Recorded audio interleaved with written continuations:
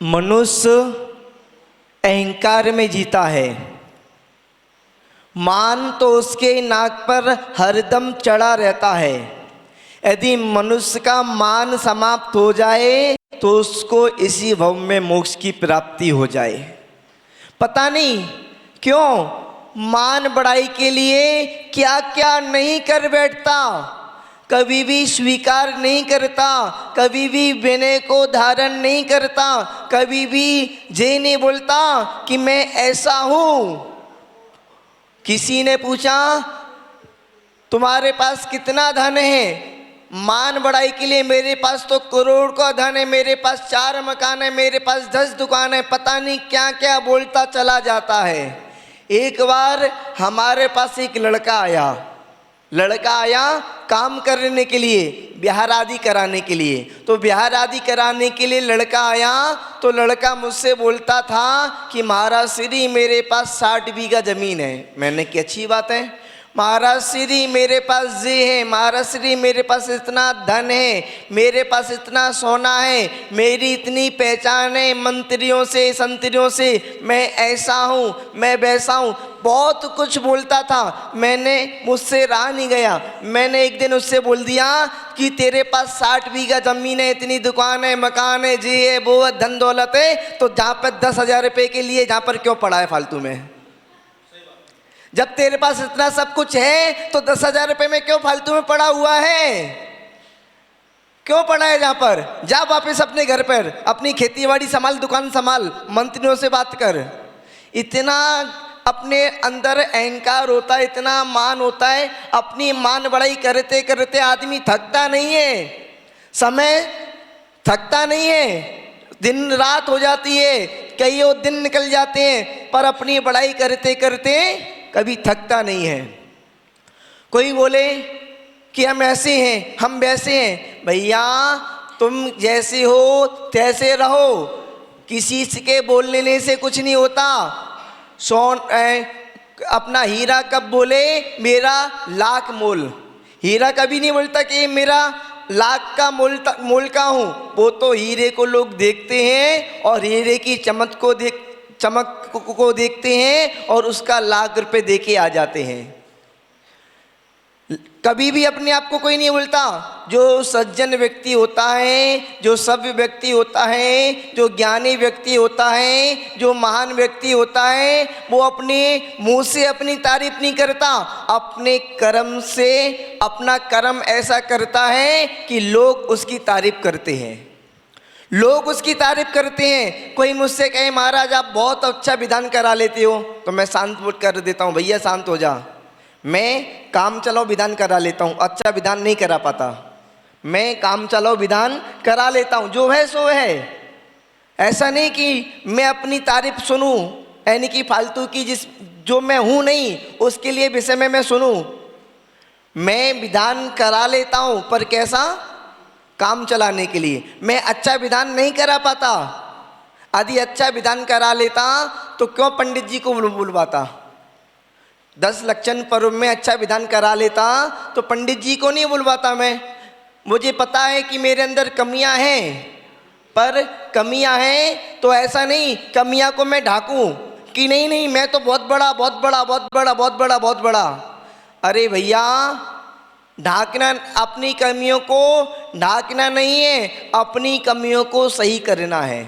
मैं भी भजन बोलता हूँ ना, तो ऐसा कोई यदि मेरे पास कोई भी भजन दे देगा और बोले कि महाराज इस भजन को बोलो, नहीं बोल पाऊँगा। पहले मुझे कम से कम 10 बार कमरे में बोलना पड़ता है। मैं कमरे में केवल ऐसा नहीं कि लोगों से बातें करता हूँ, लोगों को आने जाने में देखता रहता हूँ या इसमें उसमें लगा रहता हूँ। कमरे के अंदर में अपना तैयारी करने में लगा रहता हूँ। मैंने जो अभी भजन बोला था ना, कम से कम पहले 15 बार भजन मैंने कमरे के अंदर बोला। कितनी बार? 15 बार मैंने अपने कमरे के अंदर बोला। उसके बाद में 16वीं बार मैंने जहाँ पर माइक पे बोला। आप चाहते हो कि मुझे बिना मेहनत के फल मिल जाए और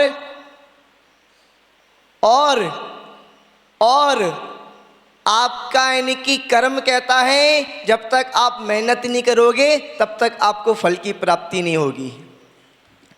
बिना मेहनत के फल की प्राप्ति नहीं होगी। और आपके अंदर कमियां हैं तो कोई बात नहीं, कोई भी व्यक्ति संसार में परिपूर्ण नहीं है, सबके अंदर कमियां हैं। अपन अपनी कमी को छुपाएं नहीं, अपनी कमियों को मेहनत करके दूर करें।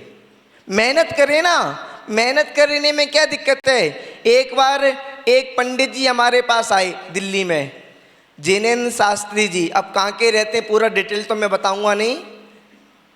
तो वो आए, बोले महाराज मैंने संस्कृत में ये किया है, मैंने प्राकृत भाषा में ये किया है, मैंने ये कर लिया वो कर लिया, मैं बहुत बड़ा विद्वान हूँ, मैं बहुत बड़ा शास्त्री हूँ, मैं बहुत बड़ा ज्ञानी हूँ, मैं बहुत बड़ा ध्यानी हूँ। और माइक पकड़ाया तो बोला तो उसने, पर कैसा बोला, कैसा बोला, गलत सलत बोला, यानी कि उच्चारण बिल्कुल बेकार बोला, उच्चारण बहुत बेकार बोला। मैंने बोला पंडित जी आप जो बोल रहे थे वो मत बोला करो कि मैं बहुत बड़ा ज्ञानी हूँ, ध्यानी हूँ, मैंने डॉक्टरी कर ली, मैंने ये कर लिया वो कर लिया। उन्होंने कि महाराज ऐसी क्यों बात कर रहे हो, मैंने किया है। मैंने कि तुमने किया है तो तुम्हारे करने में कोई प्रश्न चिन्ह खड़ा कर देगा, उन्होंने कैसे किया है। कोई बोले कि मैंने कॉलेज की पढ़ाई पढ़ी है, मैंने बीएससी किया है, मैंने इंजीनियरिंग किया है, और उससे बोले अपना नाम लिखो तो अपना नाम तक नहीं लिख पा रहा, तो काय की पीएचडी की है, काय का उसने कॉलेज में गया है। यदि अपना नाम तक नहीं लिख पा रहा, आप क्या समझोगे, क्या समझोगे आप क्या समझोगे। या तो फर्जी मार्कशीट बनवाई है, या तो फर्जी मार्कशीट बनवाई है, या अपनी मान बढ़ाई कर रहा है। या तो फर्जी मार्कशीट है या मान बढ़ाई है। भैया अपनी मान को, अहंकार को छोड़ो, अपने अंदर कमियां हैं उसको स्वीकारो और कमियों को दूर करने की कोशिश करो। आप अपनी कमियों को दूर करने की कोशिश करोगे तो आप एक दिन सफलता को प्राप्त हो जाओगे, और अन्यथा जहाँ पर हो वहीं पर रहोगे, आगे बिल्कुल भी नहीं बढ़ पाओगे। आपको आगे बढ़ना है तो अपनी कमियों को छुपाना नहीं, दूर करना है, अहंकार को छोड़ना है, विनय को स्वीकार करना है। कोई हमसे कहे महाराज आपको प्राकृत भाषा आती है, भैया मुझे नहीं आती, मुझे नहीं आती। मैं अपनी मान बढ़ाई के लिए नहीं कहूँगा कि मुझे आती है, मैं बहुत बड़ा शास्त्री हूँ, मैं बहुत बड़ा विद्वान हूँ। अरे स्वीकार कर लो ना। एक झूठ बोलने के लिए, एक सत्य को छुपाने के लिए कितने झूठ बोलना पड़ते हैं, और झूठ पे झूठ, झूठ पे झूठ, झूठ पे झूठ, उसके बाद में भी सत्य छुप नहीं पाता, सत्य छुप नहीं पाता। और जब सत्य को छुपने ही नहीं है तो क्यों झूठ बोल बोल कर सत्य को छुपाएं। पहले से उजागर कर दो सत्य, पहले से यदि आप उजागर कर दोगे सत्य को तो किसी प्रकार से आपको अपमानित नहीं होना पड़ेगा, किसी प्रकार से आपको नीचा नहीं देखना पड़ेगा। और आपने पहले से ही सत्य को छुपाकर झूठ बोल दिया, और झूठ पर झूठ, झूठ पर झूठ, कितने झूठ बोलोगे, और जितनी बार झूठ बोलोगे उतनी बार क्या करोगे, पाप को कमाओगे, पाप का बंद करोगे, पाप का बंद होता चला जाएगा झूठ बोल के बोल के बोल के बोल के। और इतना सारा पाप कमाने के बाद में अंत में नतीजा क्या मिलेगा कि सत्य सामने आ जाएगा, और सत्य सामने आएगा तो कितना अपमानित होना पड़ेगा, लोगों के सामने कितना नीचे देखना पड़ेगा। तो भैया आपने सत्य को छुपाने के लिए हजार झूठ बोले, उसके बाद में भी सत्य नहीं छुप पाया, तो आप शुरू में ही सत्य बोल दो कि भैया मुझे प्राकृत भाषा नहीं आती। कोई बात थोड़ी, कोई फांसी थोड़ी लगा देगा, यदि हमको नहीं आता तो नहीं आता, ऐसा थोड़ी कि हमको हार ही नहीं देगा। हमको यदि मान लो हम ज़्यादा शास्त्र के ज्ञानी नहीं हैं तो आप लोग हमको हार ही नहीं दोगे क्या। हम मान लो जहाँ पर कुछ कार्यक्रम ना कराएं तो आप हमको हार ही नहीं दोगे क्या। अरे वो चीज़ मैटर अलग है और ये मैटर अलग है। यदि हमको आता है तो अच्छी बात है, प्लस है, नहीं आता तो कोई बात नहीं। अब जिसको ज़्यादा आता है तो वो ऊंचाई को प्राप्त हो गए। जैसे अपने विद्यासागर जी महाराज कितने ज्ञानी थे, कितने ध्यानी थे, यानी कि कितना उनके पास उन्होंने मुक्माटी आदि कितने 10 भक्ति आदि कितने शास्त्रों की रचना कर दी, कितना ज्ञान भरा था उनके अंदर। और उनकी वचन शैली भी कितनी लिमिटेड थी, कम बोलते थे पर इतना मीठा बोलते थे, इतना मीठा बोलते थे, ऐसा लगता था जैसे कहते हैं कोई मिठाई अपन को प्राप्त होती जा रही है, यानी कि इतना सुंदर बोलते थे, इतना सुगंधित बोलते थे, ऐसा लगता था कि फूलों की वर्षा हमारे ऊपर हो रही है। और जब फूलों की वर्षा अपने ऊपर होती है तो कैसा लगता है? अपने ऊपर यदि कोई फूलों की वर्षा करे तो अपन को कैसा लगता है? अच्छा लगता है ना। तो हित मित्र और प्रिय वचन को बोलने वाले थे आचार्य गुरुदेव विराग सागर जी महाराज। अरे उनको तो प्राकृत भाषा, संस्कृत भाषा, उन्होंने संस्कृत भाषा में तो कितने सारे शास्त्रों को लिख दिए और उनकी प्रवचन शैली भी कितनी सुंदर थी। आचार्य विशुद्ध सागर जी महाराज कितने उन्होंने देशना दे दी, यानी कि कितने कितने ग्रंथों पे कितनी सारी यानी कि देशना को यानी कि दी, उन्होंने ग्रंथों की वाचना की और उनकी वाचना देशना बन गई। कितना ज्ञान भरा हुआ है उनके अंदर, और ज्ञान के साथ में तप त्याग भी कितना उत्कृष्ट है उनका यानी कि तप त्याग ज्ञान उत्कृष्ट है, तो वो उत्कृष्टता को प्राप्त हुए, ऊंचाई को प्राप्त हो गए। आचार्य सुनील सागर जी महाराज, उनके पास भी कितना ज्ञान है। प्राकृत भाषा कहते हैं, प्राकृत भाषा के तो जादूगर हैं। प्राकृत भाषाओं में उन्होंने कितनी भक्तियाँ और कितने शास्त्रों को लिख दिया। और उनकी तप त्याग साधना कैसी है, उनका यानी कि इतनी अच्छी साधना है, इतना तप त्याग है, इतना उनके पास ज्ञान है, तो ऊंचाई को प्राप्त हो गए। मुनि सुधा सागर जी महाराज कितना ज्ञान भरा हुआ है, वो शंका समाधान करते हैं तो शास्त्रों को उनको देखने की आवश्यकता नहीं पड़ती। बिना शास्त्र को देखे ही कोई कहाँ से कैसे भी प्रश्न पूछ ले उनसे, तुरंत उसका आंसर दे देते हैं। कितना ज्ञान है।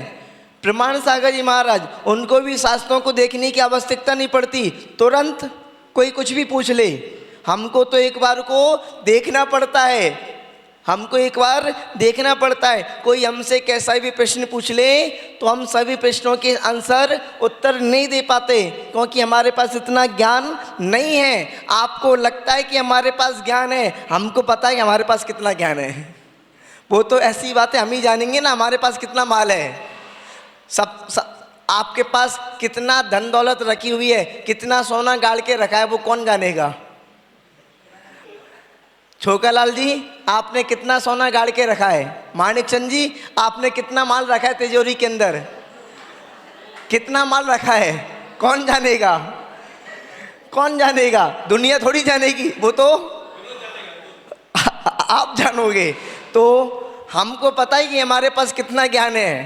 तो अपना अहंकार को त्यागना है, मान कसाई को त्यागना है। और तो और एक यानी कि आचार्य महाराज ने ऐसा लिखा था कि यदि मनुष्य जीवन में यदि मान कसाई ना हो तो उसको जल्दी से जल्दी मोक्ष की प्राप्ति हो जाए। मान कसाई होने की वजह से, अहंकार होने की वजह से, मान बढ़ाई होने की वजह से उसको मोक्ष मार्ग की प्राप्ति नहीं हो पाती। मान कसाई तो ऐसी है किसी के सामने झुकने ही नहीं देती। क्यों झुके? मैं सबसे बड़ा, मैं सर्वश्रेष्ठ, बाकी सब वेस्ट, मैं वेस्ट और सब वेस्ट, यानी कि मैं अच्छा और सब बेकार। तो अपने अंदर अहंकार को त्यागने की कोशिश करें, मान को त्यागने की कोशिश करें, अहंकार को त्यागने की कोशिश करें, सत्य को स्वीकार करें। सत्य को स्वीकार करोगे तो आप मोक्ष मार्ग में आगे बढ़ते चले जाओगे, आप ऊंचाइयों तक बढ़ते चले जाओगे, सफलताओं की ओर बढ़ते चले जाओगे। और आपने सत्य को स्वीकार नहीं किया, मान बढ़ाई में लगे रहे, मनुहार में लगे रहे, आप कहते हैं अहंकार में लगे रहे, तो आप सफलता को प्राप्त नहीं हो पाओगे। सफलता को प्राप्त करने के लिए अपने अंदर जो विकार हैं, अपने अंदर जो कमियां हैं, उसको मेहनत करके दूर करें और आगे बढ़ें। जय बोलिए महावीर भगवान की।